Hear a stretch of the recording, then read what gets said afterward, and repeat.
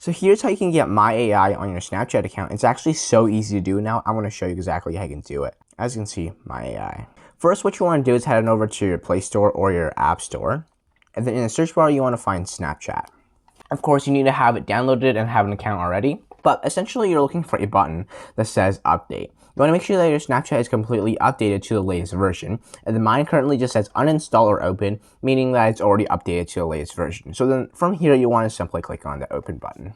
Once you're logged into your Snapchat account, what you want to do is swipe right, and then basically if it's fully updated, then in your latest version, if you just at the very top, this should already have My AI. Because with Snapchat's latest update, they have included My AI on every single person's device and account, and it's completely for free now. You don't have to get Snapchat Plus, and it should be sitting at the very top of your account. However, if it is not sitting at the very top of the account, what you can do is head on over to your profile, click on the settings on the top right corner, and then you want to scroll all the way down, and then you're looking for what says I need help right over here. You want to click on I need help, and then simply tell Snapchat that you don't have My AI on your account, and they're going to help you get that fixed.